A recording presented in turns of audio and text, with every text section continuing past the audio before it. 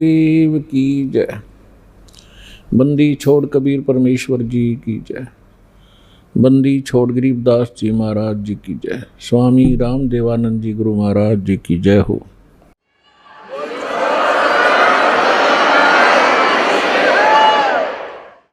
गरीब नमो नमो सतपुरुष को नमस्कार गुरु की नहीं। सुर नर मुनि जन साधुआं संतों सर्वस्ती नहीं। सतगुरु साहेब संत सब डंडो तुम प्रणाम। आगे पीछे मध्य हुए तिनको जा कुर्बान। नराकार निर्विषम काल जाल वैभंजनम निर्लेपम निज निर्गुणम। अकल अनुबेशुंदुनम सोहम सुरति समापितम सकल समाना निर्तल। उज्ज्वल हिरंबर हरदम अम्बे परवा था है वार पार निमज्जतम। गरीब जो सुमर सिद्ध होई गणनायक गलता न। करो अनुग्रह सोई पारस पद परवाना।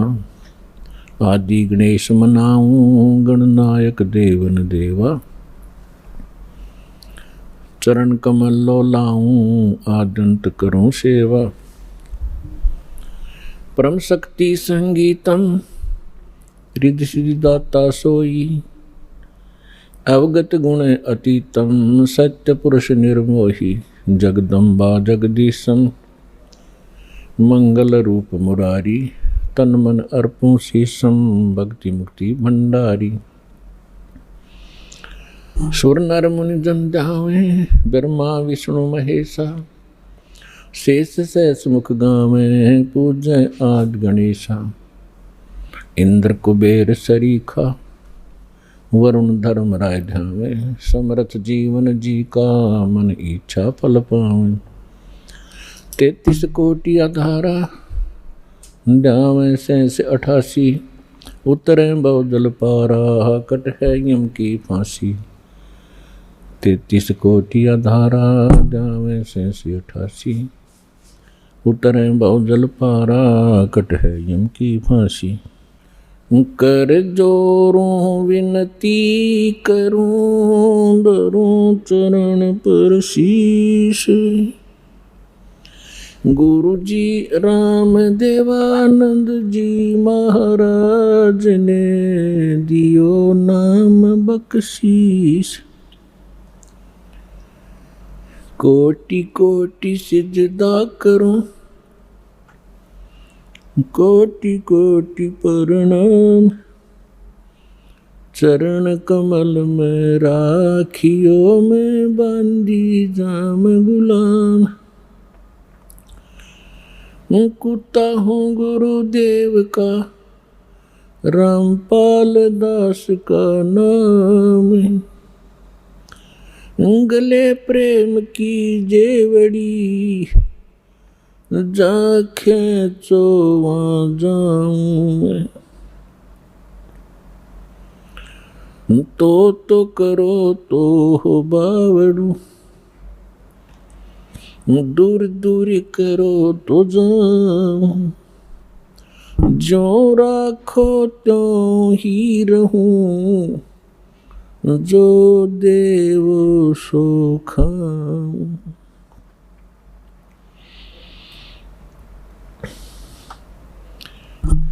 परम पिता परमात्मा पूर्ण ब्रह्म सर्वश्रेष्ठ रचनार कबीर देव कबीर साहिब कबीर परमेश्वर जी की असीम रजा से आप सभी परमेश्वर की प्यारी आत्माएं परमात्मा की महिमा सुनने के लिए उपस्थित हुए। लखबर सूरा जूझ ही लखबर सामदे लखबर यति जहान में तब सतगुरु शरणाले। जो पुण्यात्माएं वर्तमान के अंदर मानव शरीर प्राप्त हैं उनके पिछले पनों की कोई गणना नहीं की जा सकती कि युगों युगों के आपके कितने शुभ संस्कार आपके साथ हैं।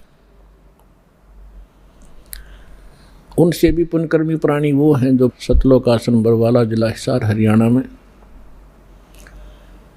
पहुंचते हैं, दीक्षा प्राप्त करते हैं। पुण्यात्माओं, हमारे को सतगुरु नहीं मिले, हमारे को आध्यात्मिक टीचर ठीक प्राप्त नहीं हुए, जिस कारण से हम परमात्मा से मिलने वाले जो लाभ होते हैं उनसे वंचित रहे और मानव शरीर को व्यर्थ करके हम संसार छोड़कर चले जाते हैं। आगे चल के ना जाने कितने कष्ट हम उठाया करते थे, उनका हमें ज्ञान नहीं था कि इससे आगे भी कुछ है। अब परमात्मा के इस तत्व ज्ञान से, इसके प्रकाश से हमें वर्तमान का और भविष्य का और भूत की जानकारी होने लगी। भूत की कैसे है, वर्तमान की कैसे है और भविष्य की कैसे हुई। आज कोई दुखी है वो अपने पाप से है, आज कोई सुखी है तो अपने पुण्य से है। ये विधान है परमात्मा का, इस बात को सभी मानते भी हैं। कोई दुखी प्राणी है वो अपने आप ही कहा करता है कि ना जाने मेरा कौन सा पाप आगे अड़ गया। और जो सुखी होते हैं उनके विषय में सभी कहते हैं भाई घने अच्छे कर रखे थे आपने पिछले जन्म में। तो इससे हमें भूत और वर्तमान की जानकारी हुई। भविष्य की जानकारी परमात्मा ने कराई कि कबीर हरि के नाम बिना राजा रसब होवे, मट्टी लदे कुमार के भाई घास न नीरे कोई। परमात्मा ने एक ही एग्जाम्पल ऐसा दिया है जिससे हम सहज में समझ सकते हैं। आम नागरिक राजा को बहुत ही बलशाली मानता है, समृद्ध मानता है। परमात्मा कहते हैं यदि राजा भी भक्ति नहीं करता है परमात्मा की, नेक्स्ट उसकी लाइफ गधे की होगी।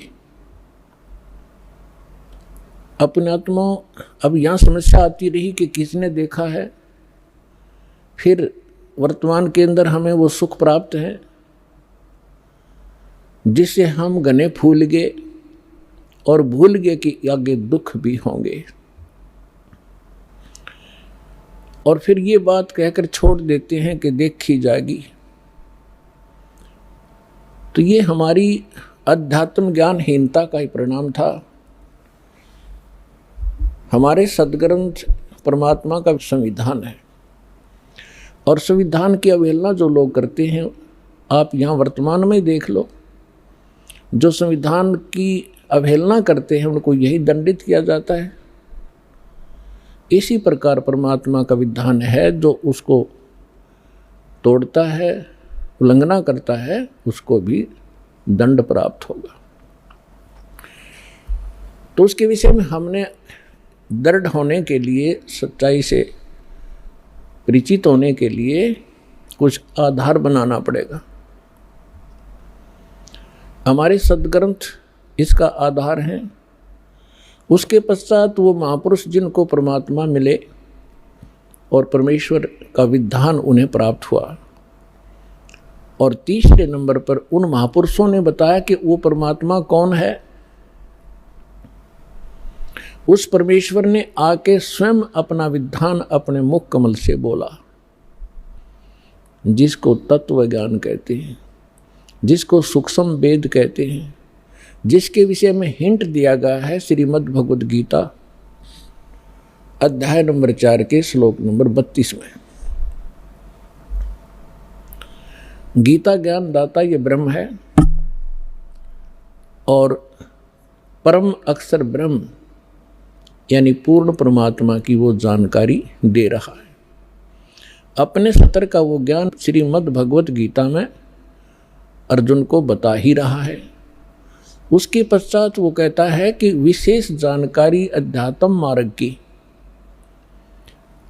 परमात्मा स्वयं आके अपने मुख से ज्ञान देता है।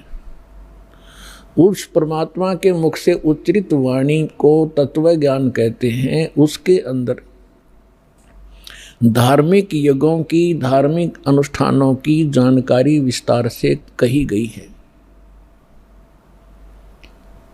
और चौथे अध्याय के 34वें श्लोक में गीता ज्ञानदाता कहता है कि उस तत्व ज्ञान को तू तत्वदर्शी संतों के पास जाकर समझ। उनको दंडवत प्रणाम करने से, कपट छोड़कर उनकी सेवा करने से वो तत्वदर्शी संत तुझे परमात्म तत्व की जानकारी तथा तत्व ज्ञान का उपदेश करेंगे। तो इससे एक तो ये सिद्ध हो गया कि गीता जी के अंदर वो ज्ञान नहीं है। यदि वो ज्ञान श्रीमद् भगवद गीता में ही होता तो वो कह देता कि उस अध्याय में पढ़ लेना। और इससे ये भी सिद्ध हो गया कि वो परमात्मा अन्य है गीता ज्ञान दाता से, और वही मोक्षदायक है। उसके द्वारा बताया गया ज्ञान जो है वो तत्व ज्ञान है। चौथे अध्याय के 32वें श्लोक में अनुवादकर्ताओं ने एक गलती की है। इसमें एक ब्रह्मणे शब्द है, ब्रह्मणे। इन्होंने ब्रह्मणे शब्द का अर्थ कर दिया वेद, और यही ब्रह्मणे शब्द है गीता अध्याय नंबर 17 के श्लोक नंबर 23 में। वह इन्हीं अनुवादकर्ताओं ने ब्रह्मणे का अर्थ किया है सच्चिदानंद घन ब्रह्म, यानी परम अक्षर ब्रह्म, जिसके विषय में गीता अध्याय नंबर 7 के श्लोक नंबर 29 में गीता ज्ञानदाता कहता है कि जो उस तत्ब्रह्म से, सारे अध्यात्म ज्ञान से और सभी कर्मों से परिचित हो जाता है, वो व्यक्ति केवल जरा और मरण से ही छूटने के लिए प्रयत्न करता है। यानी जरा माने वृद्धावस्था का कष्ट, मरण माने मृत्यु, अर्थात जो यहाँ से जन्म मरण के कष्ट से छूटने के लिए साधना करता है, संसार की कुछ इच्छा नहीं रखता है, वो उस तत्ब्रह्म से परिचित हो चुका है, सारे अध्यात्म ज्ञान से परिचित है और सभी कर्मों से परिचित है। अर्जुन ने 8वें अध्याय के प्रथम मंत्र में पूछा, फिर वो किम तत्ब्रह्म, वो तत्ब्रह्म क्या है? गीता ज्ञानदाता ने 8वें अध्याय के 3 श्लोक में बताया कि वो परम अक्षर ब्रह्म है, यानी गीता ज्ञानदाता से अन्य है वो। तो हमने अपने इस अध्यात्म मार्ग में आगे बढ़ने के लिए कुछ आधार बनाना पड़ेगा। अब तक हम जिस भी संत या पंथ में गए या उनका कोई अनुभव हमने पढ़ा, उनके तकरीबन विचार भिन्न मिलते हैं, उनकी साधनाओं में बहुत अंतर मिलता। तो गीता अध्याय नंबर 2 के श्लोक नंबर 53 में कहा कि अर्जुन, जिस समय तेरी बुद्धि भ्रमित करने वाले भिन्न भिन्न प्रकार के वचनों से हटकर एक परमात्म ज्ञान पर स्थिर हो जाएगी, तब तू योगी बनेगा। योगी माने भक्त। तब तो तू भगत का होगा, नहीं तो कोई भी जहाँ भी आप जाते हो आपको तत्व ज्ञान है नहीं। कोई भी सिर्फ आपको दो अटपट करके वहाँ से डिगा देता है, आपको सुमार्ग से विचलित करके कुमार्ग पर खींच ले जाता है। और जिस समय आप इस तत्व ज्ञान से दृढ़ हो जाओगे तो यहाँ पर ब्रह्मा विष्णु महेश आ जाएगी आपके सामने, आप ज्ञान में डगमग नहीं हो सकते, उनको विचलित कर दोगे। ये ऐसा ज्ञान है।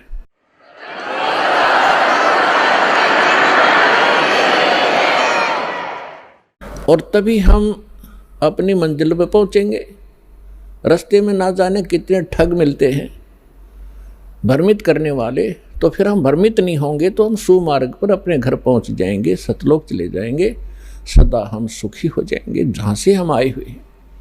अभी तक हमें यही नहीं मालूम था हम आए कहाँ से हैं, हम यहाँ जन्म और मर क्यों रहे हैं।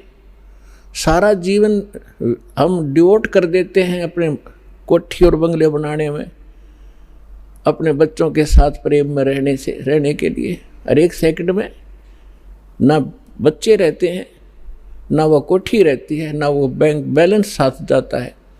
साथ जाते हैं वो कर्म पाप के जो सारे जीवन में इकट्ठे करी और भक्ति करी नहीं, नेक्स्ट जीवन उसका बहुत बुरा होगा।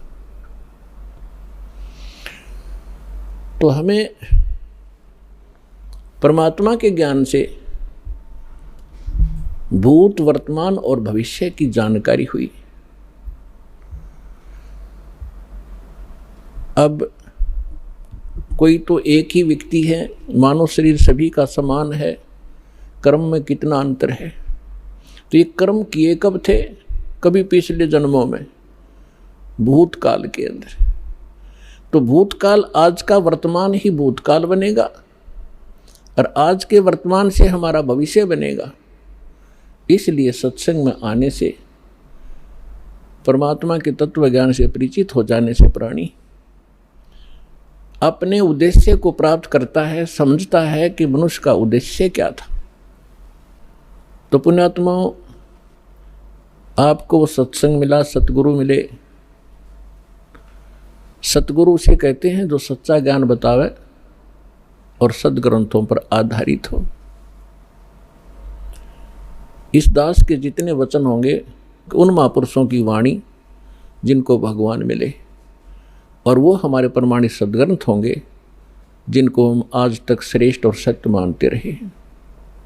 श्रीमद् भगवद गीता अध्याय नंबर 16 के श्लोक नंबर 23-24 में कहा कि अर्जुन,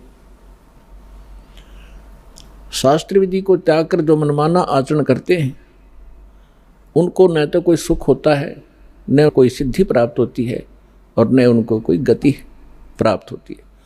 और हम इन तीन वस्तुओं के लिए ही भक्ति करते हैं, मोक्ष हो, संसार में हम सुखी रहें और हमें कुछ सिद्धि प्राप्त हो। सिद्धि माने हमारे कार्य सिद्ध हों, और सत्य भक्ति के अंदर ये सिद्धियां आ जाती हैं जिन सिद्धियों के आधार से एकाध सिद्धि को प्राप्त करके ये ऋषिजन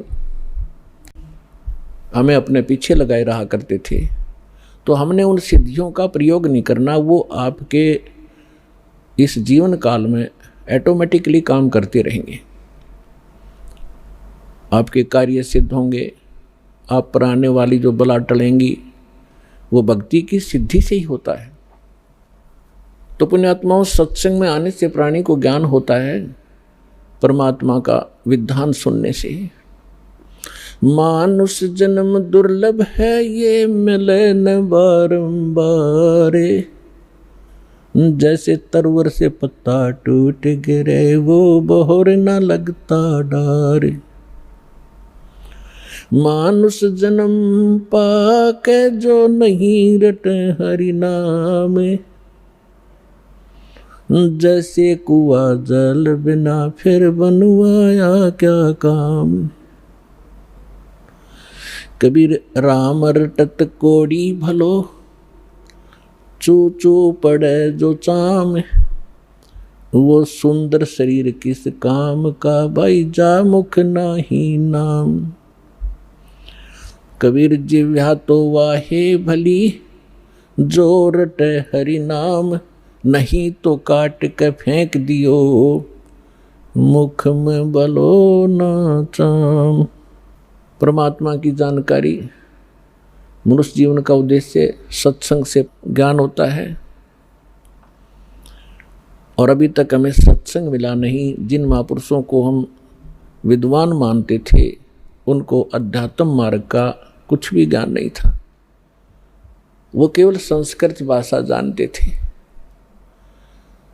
उसके विषय में सूक्ष्म वेद में कहा कि भेड़ पूछ को पंडित पकड़े, भेड़ पूछ को पंडित पकड़े, ये भादो नदी विहंगा, गरीब दास व भवजल डूबे, जिन नहीं साध सत्संगा। परमेश्वर कबीर साहब कहते हैं, कबीर इस संसार को समझाऊं कै बार, और पूछ पकड़ के भेड़ की, ये उतरा चाव पार। जैसे भादों के अंदर बहुत वर्षा हुआ करती है, दरिया अपने फुल स्विम पर बहकर चलती है, किनारों को छूता हुआ भयंकर जल चलता है, तेज बहाव होता है। उस दरिया को पार करने के लिए यदि कोई ये कहे कि भेड़ की पूंछ पकड़ दे, ये तुझे परले पार कर देगी, और उस व्यक्ति को जानकर जान के कोई भेड़ की पूंछ पकड़ कर दरिया में चले जाता है, तो अंडरस्टूड है उसके साथ के बनेगी। तो यहाँ परमात्मा कहते हैं, कबीर इस संसार ने समझाऊं कै बार, और पूंछ पकड़ के भेड़ की ये उतरा चाव पार। इसी बात को आदरणीय गरीबदास साहिब जी जो परमात्मा से परिचित हुए, सचखंड देखा, सतलोक गए, फिर वापस आए, परमात्मा से प्राप्त उस तत्व ज्ञान के आधार से कहते हैं कि भेड़ पूंछ को पंडित पकड़े, ये भादो नदी विहंगा, गरीबदास व भवजल डूबे, जिन नहीं साध सत्संगा। जिनको संत का सत्संग नहीं मिला, वो इस भवजल रूपी दरिया के अंदर डूब जाते हैं।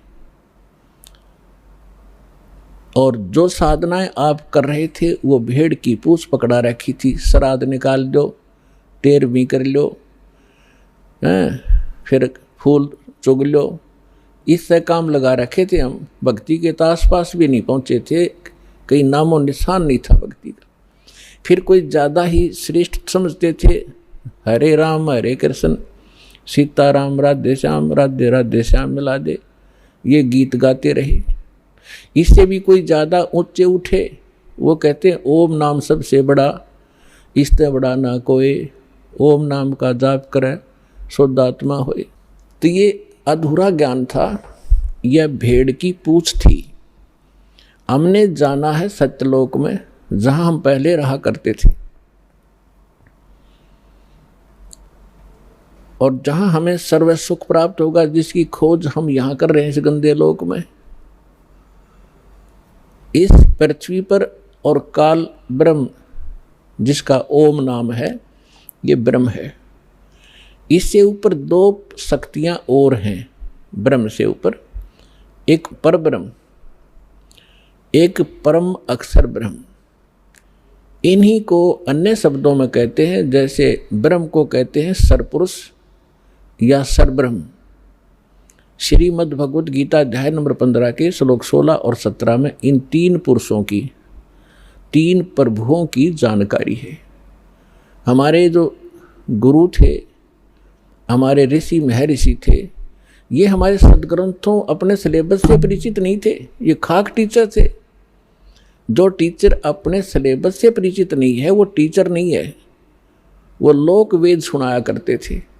और जिस आधार से हमने, हमारे पूर्वजों ने जीवन नाश कर दिए, आज वो पशु पक्षी भूत योनियों में भोग रहे हैं। और अब उनको राहत दिलाने के लिए कहते हैं श्राद्ध निकाल दो, फलान कर दो, और वो मनमाना गधा बन रहा हो और यहाँ उसके श्राद्ध निकाल रहे हैं। ये कोई बात हुई? हम शाने नहीं थे, हमें ज्ञान नहीं था, तो परमात्मा ने दया बख्शी है, आपको शिक्षित किया, और शिक्षित करके फिर दास को इस ज्ञान से युक्त किया। उससे पहले आपके लिए ये इंस्ट्रूमेंट बनवाए, ताकि ये बच्चे घर बैठे समझ सकें, सदग्रंथों को रूबरू कर किया जाए। अभी तक हम शिक्षित ना होने से एक सिरफरा 4 वाणी 4 श्लोक गीता या वेद के घोट लेता, हम उसके मुंह की तरफ देखते रहते, बड़ा विद्वान है, वाह भाई वाह, बड़े संस्कार जानता है। भाषा का जानना अलग चीज है, अध्यात्म का जानना ये विशेष ज्ञान है। तो जो प्रसंग चल रहा था कि जब तक हम अपने सदग्रंथों से परिचित नहीं होंगे, तब तक हमें विश्वास नहीं होगा कि सचमुच हम जो सुना करते थे वो सत्य था या असत्य था। क्योंकि आज हम शिक्षित हैं, सदग्रंथ हमारे पास हैं, जिनके ऊपर आज तक हम लाखों वर्षों से आधारित रहे हैं, और आज वही हमें क्या संदेश दे रहे हैं, तो एक मिनट में समझ जाओगे, क्योंकि परमात्मा ने आपको शिक्षित बनाया है। तो यहाँ समस्या हमारे सामने यही अड़ी रही कि हम स्वयं परमात्मा के ज्ञान से परिचित ना होने से ऐसे ही भटकते रहे, किसी ने जो मार्ग दिया उसी को हम जाप करने लगे। तो यहाँ 3 पुरुष हैं, एक सरपुरुष, सरब्रह्म भी कहते हैं इसी को, दूसरे शब्दों में इसको ईश कहते हैं। ईश, ईश्वर, परमेश्वर, ये 3 अलग अलग प्रभुओं की जानकारी है। ब्रह्म, परब्रह्म, परम अक्षर ब्रह्म, इन्हीं को अन्य शब्दों में सरपुरुष, अक्षर पुरुष, परम अक्षर पुरुष या परम अक्षर ब्रह्म कहो। जो तीसरे नंबर का परमात्मा है वो है सबके लिए पूज्य इष्ट रूप में। और बाकी जितने भी ये प्रभु हैं, स्वामी हैं, पहले आपको थोड़ा सा डेफिनेशन ऑफ गॉड बताएंगे कि परमात्मा की परिभाषा क्या है। हम जैसे गणेश जी को भी देव कहते हैं, गणेश देव, ब्रह्मा जी को भी हम भगवान कहते हैं, विष्णु जी को भी भगवान कहते हैं, शंकर जी को भी हम देव कहते हैं, महादेव कहते हैं। फिर ब्रह्म को भी हम भगवान कहते हैं, जिसको निराकार निर्गुण कहा करते थे हमारे गुरु। तो ये सभी प्रभु हैं, ये सभी स्वामी हैं। जैसे एक तहसीलदार जी को भी साहब कहते हैं, एक डिप्टी कमिश्नर को भी साहब कहा जाता है, कमिश्नर भी साहब कहलाता है। और मंत्री जी को भी साहब कहते हैं, मुख्यमंत्री जी को भी हम साहब कहते हैं, प्रधानमंत्री जी भी साहब कहलाते हैं, और राष्ट्रपति जी भी को भी हम साहब ही कहते हैं। साहब जैसे हम देव कहते हैं, देव कहो, राम कहो, साहिब को हम सत साहिब कहते हैं। जैसे हम कभी विशेष मूड में होते जब कहा करते हैं सच्चे मालिक, सच्चा मालिक कहो, सत्य साहिब कहो। साहब माने भगवान, सत्य माने सच्चा, अविनाशी। तो ये सभी साहब हैं, लेकिन अपने अपने सत्र के साहब हैं। तहसीलदार एक तहसील के अंदर उस सत्र का मालिक है। और इसी प्रकार अन्य जानो, मंत्री अपने एक स्टेट के अंदर एक विभाग का स्वामी है, मालिक है, साहब है।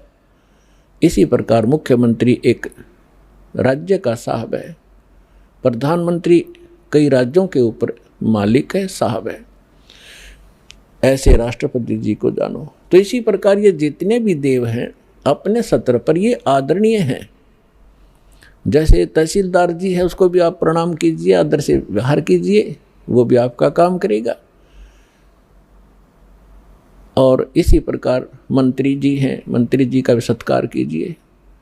यदि आपका प्रधानमंत्री जी के साथ संपर्क है तो ये कहने की आवश्यकता नहीं, ना बताने की, कि नीचे वे के साहब फिर कितनी आसानी से काम किया करते हैं। करना तो उन्होंने ही है। तो आज आपका मेल उस समर्थ शक्ति से हो चुका है, और जो उस समर्थ शक्ति की शरण में आ जाते हैं, फिर नीचे के जितने भी राम हैं, जितने भी ये देव हैं, आपके काम को बहुत आसानी से करते रहे। करना इन्होंने ही है, क्योंकि यहाँ की एक व्यवस्था बना रखी है। जैसे आपको सबसे पहले या मंत्र जो दिए जाते हैं वो उन्हीं साहबों के दिए जाते हैं। इस स्टेट के साहब हैं ये। इसके साथ साथ आपको उस परम पिता परमात्मा की भी भक्ति दी जाती है, जिसके साथ होने से ये साहब आपको बहुत आसानी से लाभ देते हैं। इनके ये मूल मंत्र हैं, ये इनकी पूजा नहीं है। यहाँ भ्रमित कर देते हैं ये सिर्फ कुछ जो 100, 200, 1000, 2000 को पीछे लगा रहे हैं नकली संत, और विशेष कर ये कबीरपंथी या राधा स्वामी धन धन सतगुरु वाले। ये क्या भ्रमित करते हैं कि देखो ये तो देवताओं की पूजा कराता है, ये तो प्रथम मंत्र ही देवताओं के देता है, और बात करता सतलोक और सचखंड की। तो इसलिए प्रत्येक सत्संग में हम नहीं बता पाते, क्योंकि पूरे वर्ष के अंदर हमने सिलेबस कवर करना होता है। तो कभी कभी किसी ना किसी सत्संग में हम अवश्य सुनाते हैं, इस तरह की एक विवेचन देते हैं। तो वो हमारी सीडी बनी होती है, उनको आप ले जाइए, बहुत सस्ते में यहाँ मिलती हैं आपको। ये तनमोल वचन है, आपके बालकों के भी काम आएगा, आपके भी काम आएगा। तो जो प्रसंग चल रहा है कि हम इनकी पूजा नहीं करते। जैसे एक पति भर्ता लड़की होती है, वो अपने ससुराल में चली जाती है। पति भर्ता के गुण ये होते हैं कि वो अपने पति के अतिरिक्त अन्य किसी भी पुरुष में पति वाला भाव ना रखे। लेकिन उस पतिव्रता का ये अर्थ नहीं है कि वो किसी पुरुष की ओर देखे नहीं, या किसी को प्रणाम नहीं करे, या किसी का सत्कार नहीं करे। ये भी उस पतिव्रता के अंदर एक गुण होते हैं। आय का आदर करे, जैसे जेठ है, जेठानी है, ससुर है, सास है, छोटी बड़ी ननंद है, देवर हैं, उन सब का यथोचित आदर करे, उनके सत्कार करे, उनका काम करे। बर्तन धोने हैं, रोटी पानी है, और कोई 100 काम करने हैं, तो उनको यथोचित सत्कार करे, मृदु भाषा प्रयोग करे, तो वो पतिव्रता सही है। और दूसरे शब्दों में वो पतिव्रता ठीक है, अपने पति के अतिरिक्त अन्य से 16 माथे ना बोले, तो वह पतिव्रता नहीं, वह कड़ियारी है, क्योंकि वो सारे घर में झगड़ा करवा देगी। तो इसलिए हम भगत भी तभी होंगे और पतिव्रता पद पर तभी चलेंगे जब हम सभी जितनी भी शक्तियां हैं उनका यथोचित आदर करेंगे। तो वो पतिव्रता पत्नी जब लड़की अपने सह परिवार में रहती है, ज्वाइंट फैमिली में, तो तब तक वो इतना अच्छा व्यवहार करती है, सबके साथ मेल रखती है, देवर के बच्चों को भी अपने जैसा समझती है, जेठ के बच्चों को भी अपने जैसा समझती है। उनको ऐसा नहीं लगता कि जैसे हम पराये से हों, लेकिन उसका जो भाव है अंदर से वो अपने पति के साथ होता है। और उसका पता उसको तब चलेगा जब वो डिवाइड होंगे, भिन्न भिन्न होंगे भाई, तो तब पता चलेगा उसकी आस्था किसमें थी। अपने हिस्से के सारे कटोरी, गिलास, चम्मच तक उठा ले जाएगी, अपने मकान में धर लेगी, एक चम्मच भी ना छोड़ा दूसरों की ओर, और अपने पति के साथ चली जाती है। तो उस समय उस पतिव्रता का पता चला वह पूजा किसकी करे थी। तो इसी प्रकार हम यहाँ एक सह परिवार है हमारा, ये ब्रह्मा विष्णु महेश, ये देव हैं और यहाँ के अधिकारी हैं। ये एक विभागीय मिनिस्टर हैं इस एक ब्रह्मांड के अंदर। ब्रह्मा जी रजोगुण विभाग के, विष्णु जी सतोगुण विभाग के, और शंकर जी तमोगुण विभाग के। और इन अन्य जो देव हैं जैसे गणेश जी हैं, दुर्गा जी है, इनके भी हमारे इस अध्यात्म मार्ग में बहुत सहयोग है। अब इनका जैसे हमने अपने सतलोक जाना है, सब लोग जाना है। जैसे हम विदेश गए हों और हमने अपने देश में आना है, और वहाँ हम कोई ऐसा बिजनेस व्यापार कर रहे थे, किसी कारण से हमारा वहाँ नुकसान हो गया, बिजली का कनेक्शन कट गया, टेलीफोन सुविधा बंद होगी, गैस की बंद होगी, तो हम कंगाल हो गए। असुविधाएं, हमारे सब सुविधाएं समाप्त हुई, हम महादुखी हुए। और वहाँ से आप निकल नहीं सकते जब तक उनका सारा लोन क्लियर नहीं कर दोगे, आने नहीं देंगे, आपको नो ड्यू सर्टिफिकेट नहीं मिलेगा। और वहाँ कोई आपको ऐसा रहम दिल समर्थ मिल जावे, आपसे कहे कि आपका कनेक्शन पुनः चालू करवा देता हूँ अपनी गारंटी से, और आप नए सिरे से मेहनत करो, नेक नीति से मजदूरी करो, और इनके टैक्स भरते रहना, बिजली वाले का बिल भरना शुरू कर देना, टेलीफोन वाले का कनेक्शन करवा देता है और उसका मेहनत मजदूरी करके अपना बिल भरना शुरू करो। वो सुविधाएं प्रारंभ हो जाएंगी और फिर से वो धनी हो करके और सब कर्जे से मुक्त हो करके और बची हुए धन को साथ लेकर के स्वदेश आ सकता है। ठीक इसी प्रकार हम इस काल के लोक में बहुत बड़ी पूंजी लेकर आए थे। हम बहुत बड़े साहूकार के बेटे थे, बेटियां थी, सतलोक के अंदर। हम अपनी गलती से उस पूंजी समेत, अपने पुनों समेत इसके साथ आ गए। ये एक बहुत छलिया यहाँ का मालिक है, ये सारे काम छल से करता है और आपकी ही मजदूरी से कुछ टैक्स लेकर अपने 21 ब्रह्मांड को चला रहा है। कबीर साहब कहते हैं, मेरे हंसा भाई अंश रूप था जब तू आया। जब तू वहाँ से आया ना हमारे पास से, एक बहुत पवित्र आत्मा थी, कोई विकार नहीं था, तेरे पास आध्यात्मिक धन परिपूर्ण था। आज तू बिल्कुल खाली हो चुका है और गधे तक की योनि में जा चुका है पुनों के अभाव से। तो उन पुनों को पुनः प्राप्त करेंगे हम, उतने ही भक्ति युक्त होंगे जितने हम प्रारंभ में थे। तभी हम स्वदेश जा सकते हैं। बीच में हमने यहाँ से जाने का टैक्स भी देना है, किराया भी देना। जैसे जहाज से आते हैं तो वो किराया भी देना होता है और फिर पूंजी उससे अलग होती है। इसी प्रकार आपको ऐसी साधनाएं दी जा रही हैं परमात्मा ने, जो वास्तविक भक्ति थी वह अभी तक छुपा रखी थी, क्योंकि हम समझण योग्य नहीं हुए थे। और यदि आज से पहले परमात्मा ये मंत्र डिस्क्लोज कर देते तो ये नकली पंथ जो काल न चलवा रखे हैं, इनके पास भी वो मंत्र होते और यही ज्ञान होता।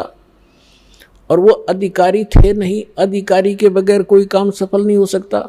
जैसे एक पासपोर्ट बनवाते हैं, पासपोर्ट भी यदि अधिकारी से बना हुआ होगा तो आगे चलेगा, नहीं तो जब समय आने पर उसका पता चलेगा कि पासपोर्ट ही डुप्लीकेट है तो बहुत देर हो चुकी होगी और जेल भी जाना पड़ेगा।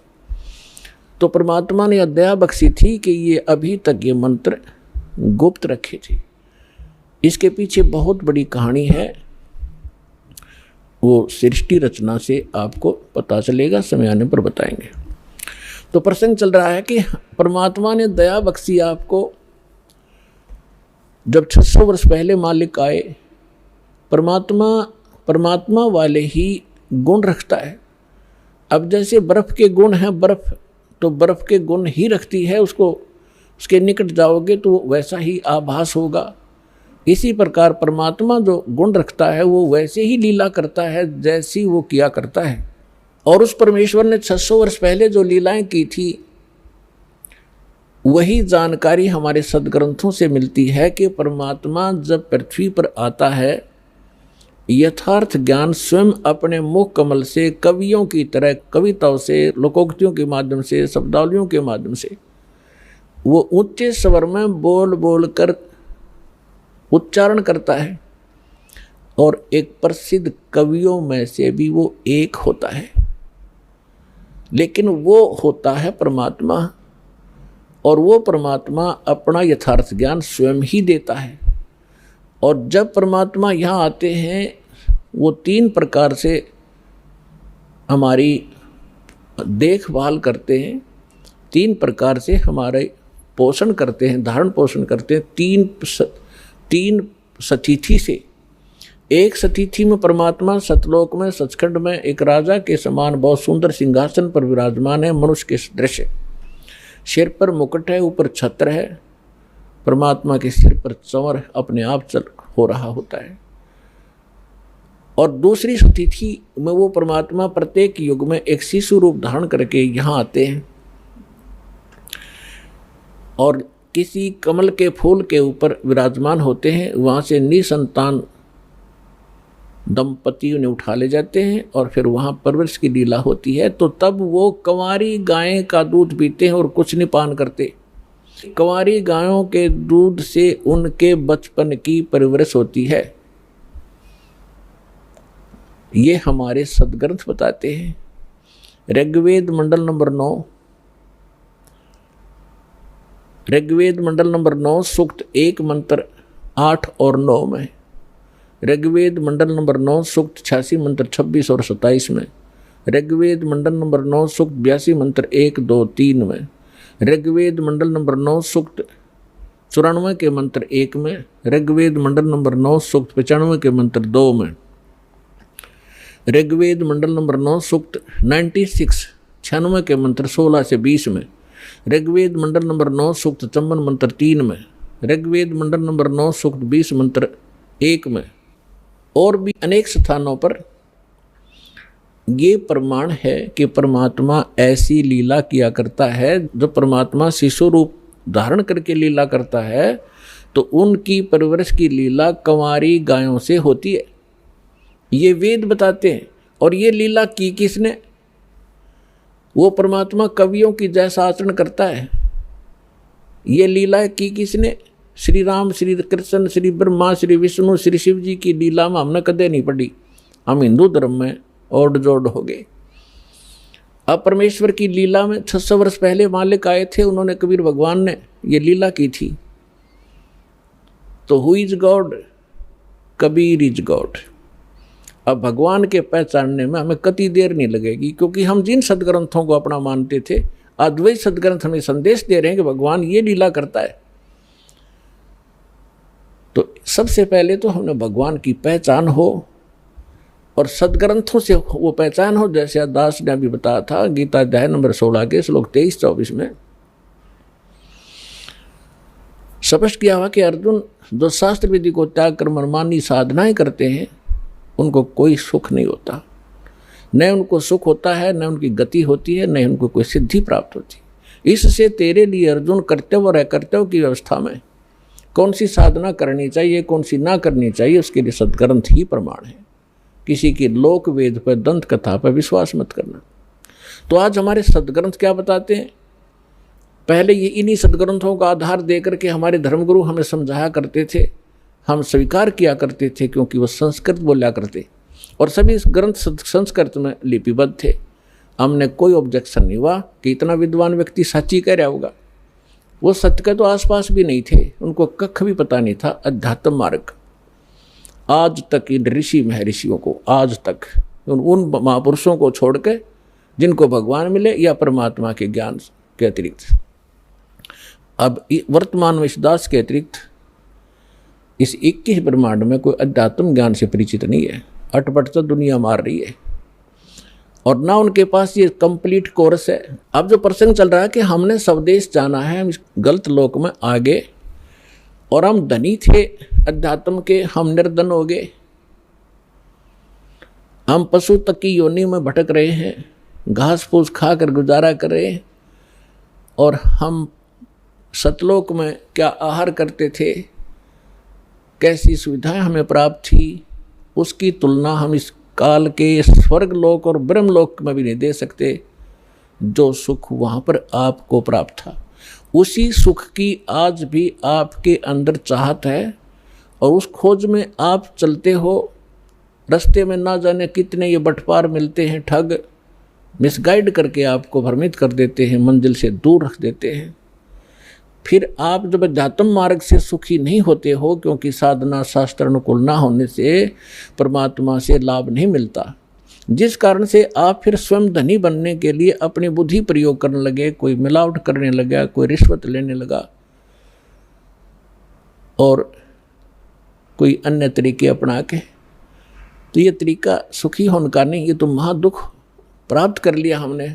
बुरे काम करे, पाप बने, और उन पापों के आधार से जो धन संग्रहित किया वो यहीं रह गया और हमारे साथ वो पाप गए जो उस धन जोड़ने में या सुख प्राप्त, नकली सुख प्राप्त करने में हमने पाप इकट्ठे किए थे। तो जब तक हम पाप मुक्त नहीं होंगे तब भी वहाँ नहीं जा सकते, क्योंकि जब तक अपराधी प्राणी है वो जेल में रहता है। अपराध मुक्त होगा तभी वो जेल से छूटेगा। तो पहले परमात्मा आपके उन पापों का नाश करेगा जो आपके संचित हैं, पहले के इकट्ठे किए हुए, और दूसरे फिर आपको ऐसी विधि बताई जाएगी कि उससे वर्तमान के अंदर भी जो आपके भविष्य में जो दुख आएंगे, जो आपके प्रारब्ध के अंदर लिखे हुए हैं। प्रारब्ध माने किस्मत। प्रारब्ध को वैसे डिफाइन करने के लिए इस प्रकार बताते हैं कि पिछले जन्म जन्मांतर के आपके पुण्य और पाप संग्रहित हैं। उनमें से आपकी एवरेज रेशो लेकर जिसके पाप गणे इकट्ठे हैं उसमें से उसी रेशो से पाप ज़्यादा ले लिए, और जिसके पुण्य थोड़े हैं उसी रेशो से पुण्य ले लिए। तो यहाँ जिसको आज दुख गना है वो पूर्व जन्म में उसके पाप गने हैं। उन संचित कर्मों में से कुछ लेकर के दोनों पुण्य और पापों में से आपकी किस्मत बना कर भेज दिया। अब आपके प्रारब्ध में, आपकी किस्मत में यदि वो पुण्य है, जब तक आपके पुण्य अधिक हैं, पुण्य चलेंगे, तब आप कोई भक्ति करते रहना या ना करना, चाहे आप चोरी करना, डाके मारना, चाहे हिंसा करना, आप सुखी दिखाई दोगे आम जनसाधारण को कि इतना पापी आदमी और फिर भी सुखी। तो ये काल का जाल है, समझना पड़ेगा आपने। तो अन्य व्यक्ति जो आस्तिक हैं वो भी नास्तिकता की ओर चल पड़ते हैं उनको देख के। तो इस ज्ञान के आधार से आपने अपना मन रोकना पड़ेगा कुमार्ग पर जाने से। ये सहारा देगा आपको ये तत्व ज्ञान। और जिस समय उस व्यक्ति के पुण्य क्षीण हो जाएंगे, फिर पाप का दौर चलेगा। फिर देखना उसकी कैसी दुर्गति होगी, और फिर उसके पास समय बहुत कम होगा, और कहीं वो समाधान के लिए जाएगा तो ये नकली संत मिलेंगे, उनसे करवा कर जंतर मंत्र लेकर नाम दीक्षा, आखिर में वो मर ही जाएगा उस दुर्गति के साथ। और जब हम सत्साधना करेंगे, परमात्मा हमें मिलेंगे, सतगुरु मिलेगा, सतगुरु हमें फिर वो सत्य ज्ञान देगा, सत्साधना देगा, जिससे आपके पाप नाश होंगे। अब आपके प्रारब्ध में जैसे आप दुखी हो तो पाप से हो, सुखी हो पुण्य से हो, अंडरस्टूड है। इस बात को आम व्यक्ति थोड़ा सा भी धार्मिकता के अंदर रुचि रखता है उसको पता है कि पाप से दुख होता है और पुण्य से सुख होता है यहाँ का।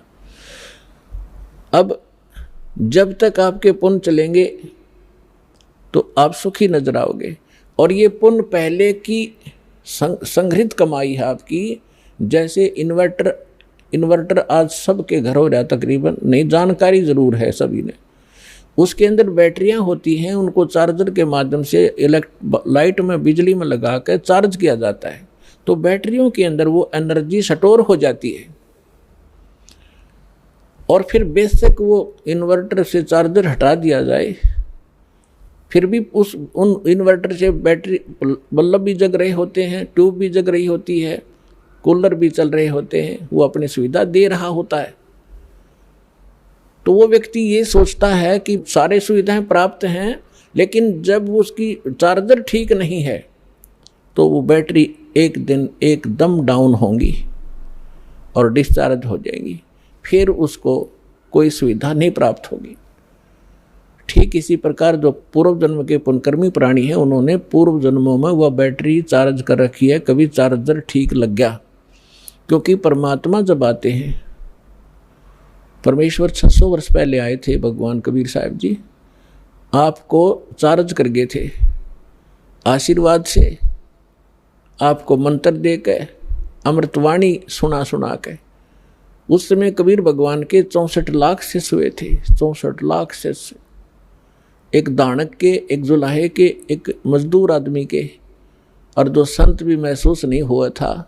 क्योंकि हम संत समझते थे जो या तो पंडित हों या बड़ी गुफाओं में बैठे हों, जटा हो बड़ी बड़ी, या मूंड मुंडा रखा हो, लाल पीले कपड़े पहन रखे हों, तो उन महापुरुषों को तो हम संत मान्या करते। अरे एक हमारे जैसा मजदूर, एक कपड़ा बुनने वाला, एक धानक, और उसके 64 लाख से सोना, अद्वितीय काम है ये। लेकिन परमात्मा की महिमा को इतना दबा दिया इन नकली काल के दूता ने, उसको एक कवि, एक दानक, एक जुलाहा, एक भक्त बना के उसकी फाइल बंद करके छोड़ दी। अब उस लाल की गिठड़ी दास ने खोली और आपको पहचान बता दिया, लाल ये होता है, इसी इतनी कीमत है। अब कौन पीछे रहेगा उस लाल को प्राप्त करने में? दौड़ लग जाएगी, होड़ लगेगी कुछ दिनों में, देख लेना। पूरा विश्व प्राप्त करेगा। सबको जरूरत है भगवान की।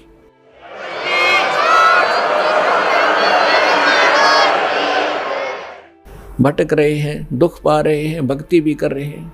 तो 64 लाख से सोए थे। उस समय परमात्मा ने अपने आशीर्वाद से अपनी वाणी सुना सुना के प्रथम मंत्र दिया, बस वो शेष 2 मंत्र नहीं दिए थे परमात्मा ने। तत् और सत्य ये गुप्त रखने थे। सतनाम नहीं दिया भगवान ने आपको। क्यों नहीं दिया? क्योंकि आप उस समय परमात्मा के पहचानने योग्य नहीं थे।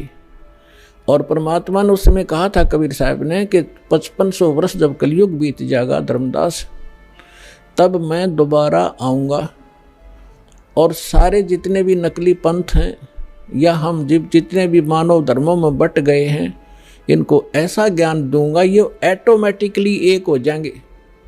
पहले एक थे, एक से अनेक हो गए।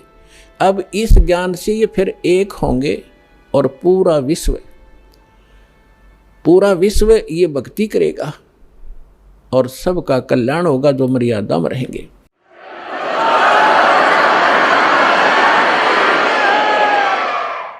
तो अब वो कलयुग का वो आ गया, वो समय निर्धारित जो परमात्मा ने ठीक रखी थी, वो ठीक का समय अब आ चुका है। और इसलिए परमात्मा ने ये यथार्थ ज्ञान और ये सारे नाम आपके रूबरू करवाने का आदेश दास को दे दिया। तो उस समय परमेश्वर ने आपकी बैटरी चार्ज करी थी और वो बैटरी चार्ज करके आपके अभी तक उसी चार्ज से आपको मनुष्य जीवन प्राप्त होते हुए आ रहे। परमात्मा के विधान में है कि 2 प्रकार से मानव शरीर प्राप्त होता है। एक तो पिछली भक्ति की कमाई से कंटिन्यू आपको 10, 20, 50, 100 मनुष्य जन्म भी हो सकते हैं, इससे अधिक भी हो सकते हैं। वो आपके संग्रहित उस बैटरी चार्ज पर डिपेंड करता है कि किसने कितनी कर रखी है। लेकिन उन मनुष्य जीवन के दौरान यदि सत भक्ति यानी फिर चार्जर नहीं लगा तो फिर कोई लाभ नहीं होगा। फिर 84 लाख योनियों का आपको दंड भोगना पड़ेगा। अब दूसरी प्रकार का जो जन्म होता है वो होता टर्न वाइज। एक नंबर आधार से आपको परमात्मा ने विधान बनाकर छोड़ दिया था इसके लिए कि एक मानव शरीर प्रत्येक जीव को अवश्य प्राप्त होगा। 84 लाख प्रकार के कुत्ते, गधे, सुअर की योनियां भोग के और फिर एक मानव शरीर आप उस प्राणी को अवश्य प्राप्त होता है। तो कुछ तो ऐसे मानव शरीर प्राप्त प्राणी हैं जो टर्न वाइज मानव शरीर प्राप्त है, और एक वो हैं जो पिछले बैटरी चार्ज थी, उस पिछले संस्कारों से मनुष्य जीवन कंटिन्यू आ रहा है आपका। तो जिनका जो पिछले जन्म में मनुष्य से ही मनुष्य जीवन प्राप्त किया है, आज उनके अंदर भक्ति की कसक ज्यों की तो है, और वही पुण्यात्माएं भटक रही हैं भगवान के लिए। तो परमात्मा की चाह में वही चलती हैं क्योंकि उनके अंदर वो कसक विद्वान रहती है, वो भूल नहीं पड़ती उनको। तो कोई तो बचपन से ही कोई ना कोई व्रत रखने लग जाता है, परंपरागत साधनाएं करते हैं, फिर जैसा भी कोई चलता फिरता भी कोई मार्गदर्शक मिल जाता है वो भी स्वीकार कर लेते हैं। फिर संतों के पास जाते हैं, सुनते हैं कि भाई गुरु बिन मोक्ष नहीं होता। फिर उन संतों के पास भी वही पुण्यात्माएं जो पूर्व जन्म से मानव शरीर से ही आए हैं वही भटक रहे हैं, उनके अंदर चाह है, कसक है भगवान की, वही इन धार्मिक स्थलों पर जा रहे हैं, वही इन नकली संतों का फंस गए। अब ये 2 प्रकार से मानव शरीर प्राप्त होता। तो 600 वर्ष पहले आप जी परमात्मा के संपर्क में रहे थे, आपने चार्जर ठीक लगाया था, और उसके कारण आज तक आप मनुष्य शरीर प्राप्त करते हुए आ रहे हो, और आपके अंदर आज भी चाह है भगवान की। तो पीछे आप मानव शरीर से आए हैं। यहाँ थोड़ा सा एक उदाहरण देते हैं। एक कथा आती है अपने पुराणों के अंदर, लेकिन ये जितनी कथाएं हैं ये इनकम्प्लीट हैं, इनको हमारे को कोई सिर पैर इन्होंने बताया नहीं, कथा सुना कर छोड़ दी। एक गरुड़ और कागभूषण की कथा आती है। एक दिन गरुड़ जी और कागभूषण जी दोनों इकट्ठे हो गए। गरुड़ भगवान विष्णु का वाहन है और कागभूषण बहुत अच्छे जो है भक्त हैं। उनका ऊपर से मुंह कौवे का है, शेष शरीर जो है बॉडी देवता जैसी है, मनुष्य दृश्य है। और गरुड़ जी की भी यही दशा है। अब एक दिन गरुड़ जी ने पूछा कि हे कागभूषण, आपके पास बैठकर मुझे बहुत शांति होती है और आप बहुत अच्छे भक्त हो, आपको ये सारी व्यवस्था कैसे प्राप्त हुई? तब कागभूषण ने कहा कि गरुड़ जी, एक लंबी कहानी है, आपके पास समय हो तो सुनाऊं? गरुड़ जी ने कहा कि सुना भाई। कागभूषण ने कहा कि एक समय मैं मानव शरीर प्राप्त था और मेरी 20 वर्ष की आयु थी, युवा था। एक भयंकर अकाल गिरा उस क्षेत्र में जहां हमारा परिवार रहता था। मेरा पूरा परिवार नष्ट हो गया भूख के कारण। टक्कर मार मार कर भाई बहन और माता पिता मर गए। मैं युवा था, शक्ति मेरे में ज़्यादा थी उनसे। मैं कई दिन रोज तक भूख सहन करके जीवित रहा। उस क्षेत्र को छोड़कर मैं दूसरे स्थान पर चला गया जहाँ अकाल नहीं था। वहाँ पेट भर अन्न खाया, लेकिन हृदय में एक ऐसी चोट लगी कि ये क्या जीवन है यहाँ का। कल तक हम भाई बहन माता पिता के साथ बड़े प्यार से खेल रहे थे, रह रहे थे, एक दूसरे से बगैर एक पल भी दूर नहीं हो सकते थे। और आज ना माँ रही, ना बाप रहा, ना बहन रही, ना भाई रहे। इसने मुझे इतना तोड़ दिया कि अब कुछ सूझ नहीं रहा था। इतने में क्या सुना कि एक मंदिर से आवाज आई, भगवान की चर्चा हो रही थी। वहां गया तो मंदिर के अंदर एक शिव का पुजारी एक ब्राह्मण कथा कर रहा था। मैं पीछे बैठ गया जाकर। कथा के उपरांत सभी अब श्रोता चले गए, मैं वहीं बैठा रहा। ब्राह्मण ने पूछा, बेटा क्या बात है, कहाँ से आए हो, कौन हो? तब मैंने अपनी दुख भरी कहानी ब्राह्मण को